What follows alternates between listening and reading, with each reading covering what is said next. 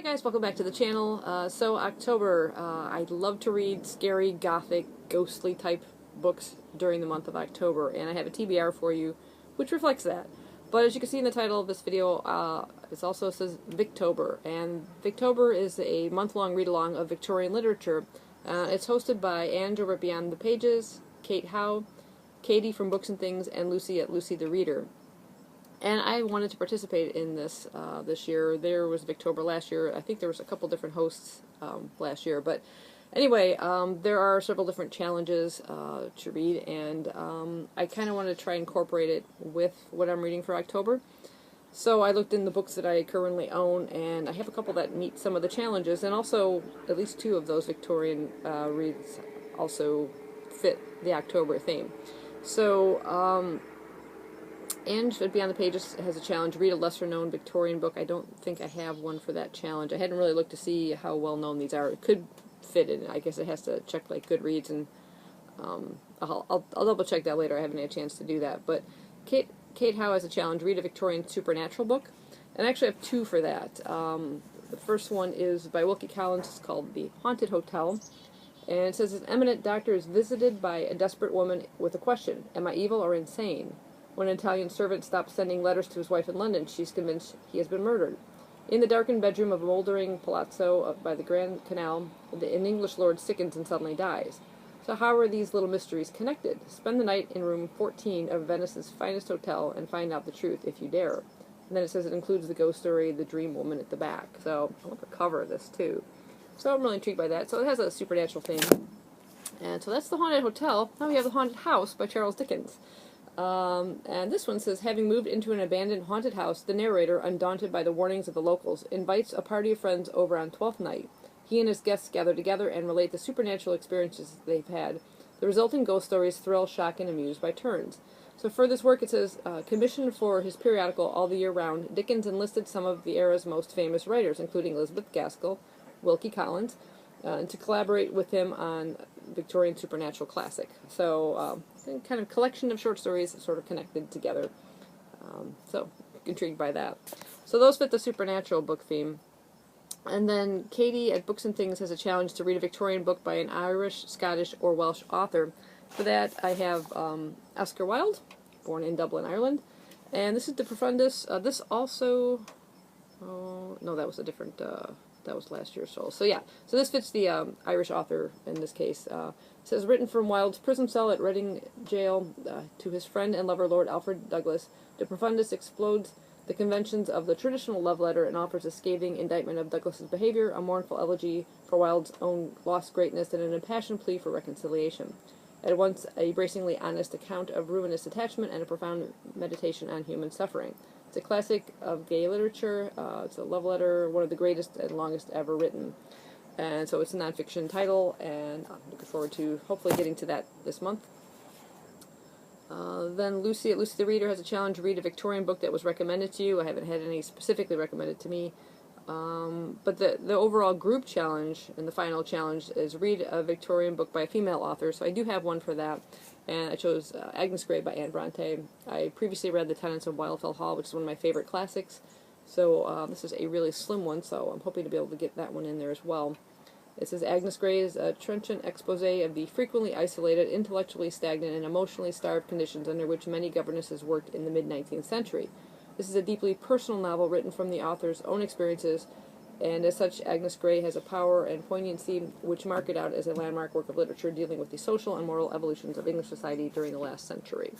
So those are at least the four selections I have chosen for Victober. And then on to just my general October TBR. I have a couple manga in there just for a little bit of quick, say light reading. This is the second volume in The Girl from the Other Side by, I think it's pronounced Shul Arun. And it's about a world kind of divided. There's the humans that live sort of on the inside, and then the beasts that live outside the walls. And if you're touched by an outsider, you can turn into this beast. And this little girl, for whatever reasons, has been placed outside. And this particular individual here, this beast, becomes sort of like a mentor to her, a teacher. And I can't really go into any more details of it is in terms of, but the way they left Volume 1 off, I'm really curious to see what's going to happen to this child and why she ended up where she is. So it's a bit dark. It's a bit of a dark fairy tale, but I'm really intrigued to find out more about it. The next manga I've chosen is Attack on Titan. This is Volume 22 by Hajime Isayama. It's a world devastated by these giant titans that attack and eat humans. The humans population is sort of walled off in these little interiors, and we found out a lot over the course of 21 volumes as to how these titans kind of came about, and just kind of curious to see what's going to happen. They usually have these silhouettes of characters in the back, and they've been disappearing rather rapidly, but yeah, I'm anxious to kind of get back into this manga series. And then moving on to some of the books I have two that are YA. One is a sequel. This is Sanctum by Madeline Rue. I read Asylum quite some time ago and really enjoyed it. It's got lots of strange photos and things in it, but it's... I can't quite remember the details of the first one other than some students... Oh yeah, some students ended up at this school, and the dormitories they were supposed to use were under repair, and they ended up staying in what used to be an asylum on the property, and they kind of turned it into a bit of a dormitory, and they uncover some very strange things down below when they kind of go exploring. And now that they've left school, they're sort of getting these strange postcards with some kind of carnival pictures on them, and when they do return back to school, they find there's a carnival on the ground, so I'm curious to get back into that one. And then this one, which I absolutely love this cover. This is 13 Days of Midnight by Leo Hunt. Super spooky. So this is about a young man whose father passes away, and apparently he inherits not only the property, but the ghosts as well. I'll read you the description here. It says, when Luke Manchet's estranged father dies suddenly, he leaves his son a dark inheritance, a host of 8 unique, powerful, and restless spirits. Unfortunately, Luke has no clue how to manage them, which the ghosts figure out pretty quickly. Armed with only his father's indecipherable notes and a locked copy of the Book of 8, Luke struggles to adapt to his new role as a necromancer.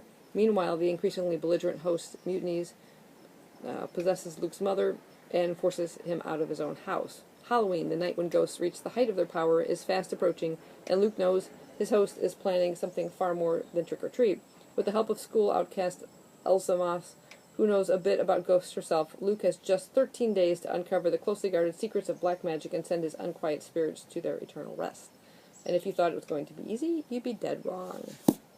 So, sounds awesome.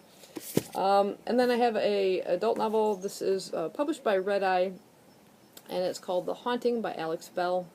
Now, I'd previously read a book by this author, by the same publishing company, called Frozen Charlotte, which I really, really enjoyed. And it says, warning, not for young readers. But I thought it was really creepy. I heard there's a sequel to it, or it was a prequel.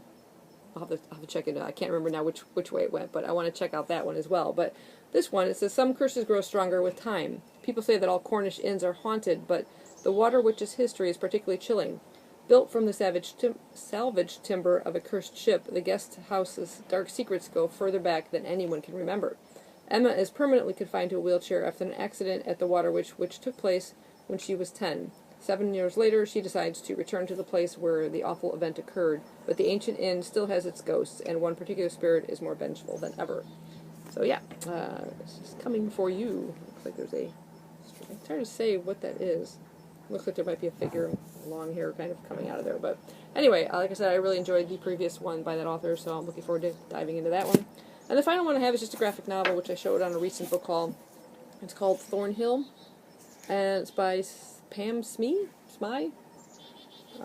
This is a lonely girl in a new town, a ghostly figure in the window, right there, a derelict old house, and a mystery spanning the decades. An orphan faces a bully alone and plots her revenge. Years later, a girl catches glimpses of a figure in the window of a burned-out and abandoned old house and begins to unravel the mystery of Thornhill. And it's predominantly just illustrated, in some cases, very dark. It's a very dark graphic novel. Sometimes you'll just see illustrations on the page, and then there'll be times when there are, of course, text. So this should be a fairly quick read, just polish off in a couple hours. But yeah, I thought it looks super cool. So we have Thornhill, The Haunting, 13 Days of Midnight, Sanctum, a couple of manga, and then I have my Victorian reads for Victober. So that's what I plan on kind of delving into this month of October. If you guys are participating in a Victober, let me know. And what are you guys planning on reading? Do you guys like this kind of spooky reads for October? Do you kind of do a TBR for it? I tend to like to do that, just like get in that mood. So got my jumper on, I'm all set. Weather's finally starting to cool off a little bit, and can't wait to kind of delve into these. So thanks for watching. I'll see you guys next time. Bye-bye.